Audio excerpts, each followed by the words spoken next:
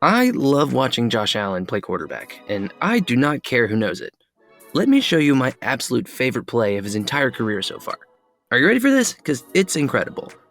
Now, you might be sitting there watching this and wondering, why is an incomplete pass to a fullback your favorite? He's made incredible throws and jumped over people and just generally done some very highlight-worthy stuff since he's been in the league, and that's a fair question.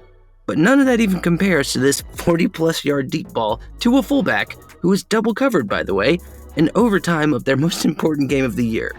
Because lots of other quarterbacks can make good throws or pick apart a defense or even hurdle a guy. But who else would willingly choose to make this throw, or this lateral to his tight end at the end of regulation? No one, that's who, and that's the point. No amount of film study could possibly prepare someone for a player who's willing to try things like this.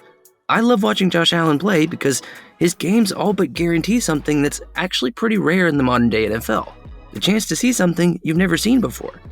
Allen is the physical embodiment of pure chaotic energy, and while, yes, that has created some pretty frustrating moments for Bills fans over the years, it's also turned this man-child from Firebaugh, California, into the most unstoppable weapon in all of football.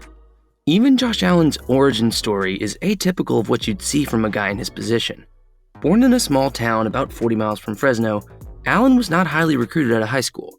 You might look at his 6'5", 240-pound body now and think, well, how did that happen? But Allen was a late bloomer, and from a part of California that wasn't necessarily known for producing a ton of football talent.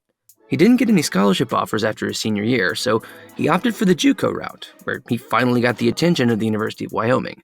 His story is not all that dissimilar to another quarterback who grew up in Northern California, about 3 hours to the other side of San Francisco. But unlike Aaron Rodgers, Josh Allen would not be an immediate star in Division I.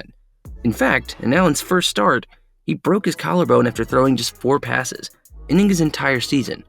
Not exactly the fast track to being a Pro Bowler, and yet, that's exactly where he was headed.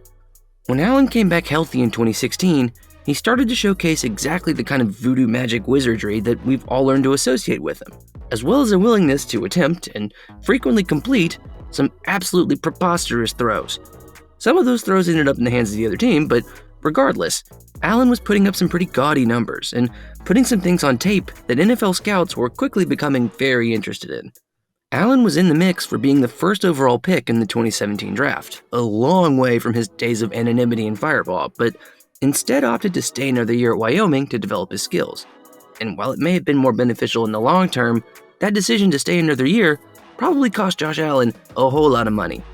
With the top of the draft seemingly loaded with quarterback talent, emphasis on seemingly there, many scouting departments had gone slightly colder on Allen, mostly because of some combination of his low completion percentage, perceived lack of high-level competition, and just a general underperformance relative to expectations.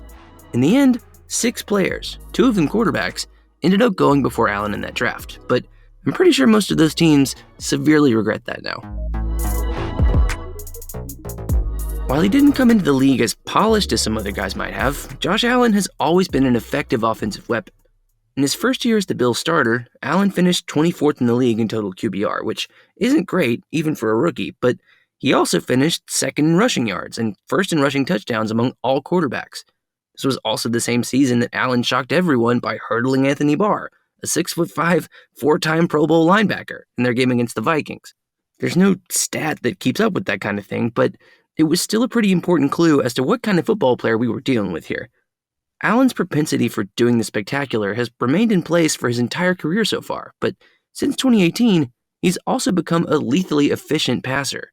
His passer rating, completion percentage, and yards per game all went up significantly over his first 3 years in the league, and in 2021, he led all NFL players, offensively and defensively, in approximate value, which is sort of like the NFL version of WAR, graded by Sports Reference. Not only is Josh Allen doing things that are unique to him, like throwing the ball 90 yards in the air or running people over, but now he's also doing the things you'd expect to see from an elite-level NFL quarterback. He has become the fully realized version of all of that potential people saw at Wyoming, and that's made him an absolute nightmare for teams to try and prepare for. Let's talk for a second about film study. Watching tape of your opponent is important at every level of football, but especially so in the NFL, where you're going up against the best players and coaching minds in the world every single week. Back in 2018, former Saints and Eagles safety Malcolm Jenkins said that he watched up to 5 hours of film every single day in a week leading up to a game. that may seem like an awful lot of time to put into something that isn't actually practicing the sport itself, but in a lot of cases, film work is even more important than the actual work they do on the field. In 2012, former NFL scout Mark Lillibridge wrote that film study can prepare a defender for as much as 90% of what the offense might be throwing at you. Knowing what has happened is an extremely useful tool in trying to react to what's happening now, because that's exactly what our brains are wired to do. There is an entire hierarchy in your brain devoted to different levels of anticipation, with different structures being stimulated based on whether the anticipation is more short-term or long-term. A study out of Columbia and Dartmouth in 2020 found that when repeatedly exposed to the same 90-second movie clip, not only did the subject's brains begin to react to events that they knew were about to happen, but different parts of the brain reacted at different speeds. Something like the hippocampus, which is in a lower order part of your brain called the limbic system, might help you anticipate something that's about to happen immediately, because that part of your brain usually deals with working memory related to survival. A higher order part of your brain, like your frontal cortex, would anticipate things happening further into the future, because that part of your brain helps you plan and organize for what's coming later. And like that experiment showed, all of those areas, both individually and collectively, can work better, faster, and more efficiently if they're given repeated exposures to a certain stimulus. That's why players watch so much film. If I'm a linebacker and I see an offensive lineman moving in a certain way that I saw on tape a couple of days ago, my hippocampus might tell me, hey, this is a run play. But also, my frontal cortex may tell me that based on the information I got from that play, this may be who's coming to block me on that run play, and these might be the next 3 plays coming after it. This is how our brains learn and adapt and continue to make more efficient neural pathways so we can do more things more quickly. But what happens if they encounter something that they've ever seen before, like a quarterback who's built like a tight end but can run and jump like an elite receiver? Studying film can get you ready for 90% of what you're going to see in a game, but what about that other 10? Josh Allen is so difficult to defend precisely because he is capable of doing things that you just can't prepare for. Look back at this play from 2018. It's important to point out here that Anthony Barr does absolutely everything right. He's dropped back into coverage, but also kind of acting like a spy in case Allen takes off, which of course he does.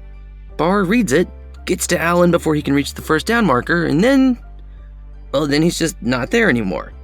All of Barr's preparation becomes completely useless at this point because, as Jim Nantz and Tony Romo point out, this is not the kind of thing you usually see on an NFL field. Now, how many quarterbacks have you ever seen hurdle anyone? Nobody. That might be a first. Oh my goodness. Watch this. This is a freak play. Oh, okay. No way. The same sort of thing happened in their game against the Chiefs in 2022. Right about here, L'Jarius Sneed is thinking to himself, oh yeah, I'm all over this, just gotta... Well, never mind, I guess.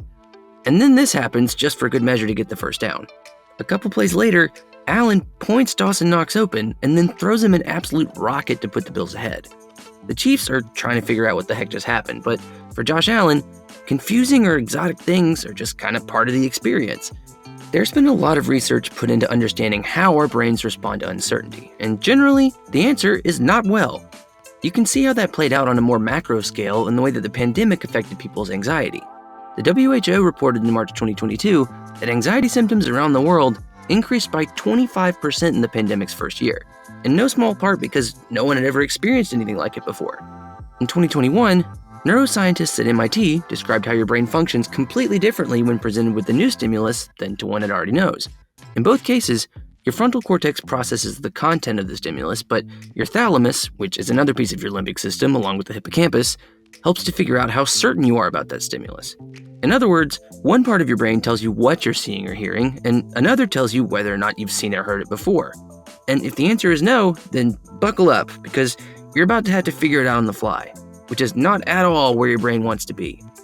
This is why Josh Allen can never afford to lose the chaotic part of his game.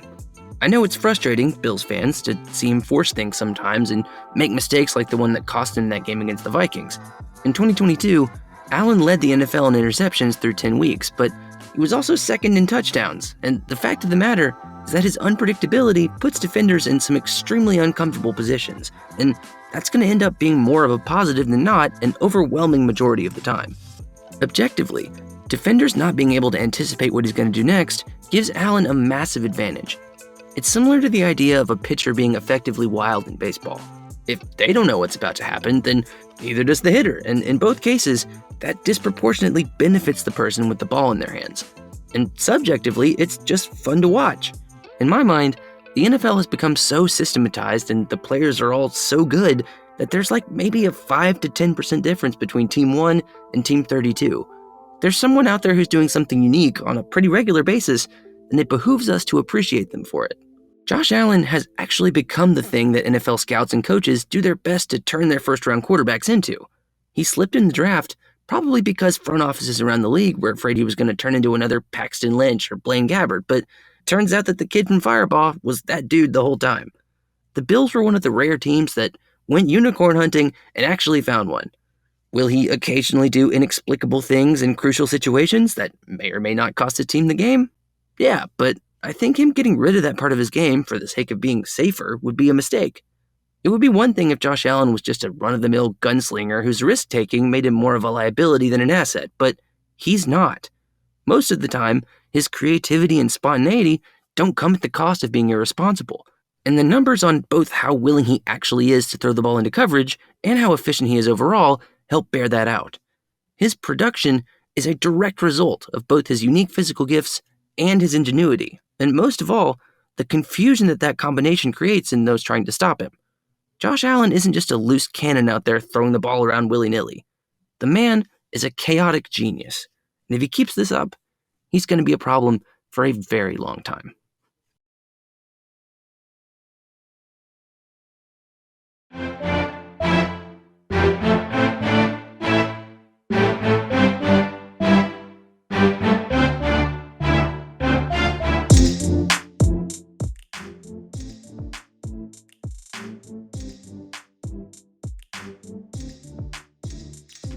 Hello everyone, thank you for watching all the way up to this point in the video. That really does mean a lot to me.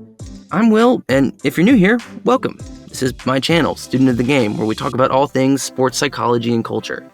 Josh Allen is one of a few NFL players that I will turn a game on to watch all on his own, because he's about as fun as it gets when it comes to pro football in this country. If you enjoyed the video, please give it a like and even subscribe to the channel for more content like it. I'm going to take the entire week of Thanksgiving off, so maybe a bit before we can get another video up here, but I promise, we've got some really cool stuff headed y'all's way for the month of December and beyond. Till then, I'm Will. Hope you have a wonderful holiday. I'll see you next time.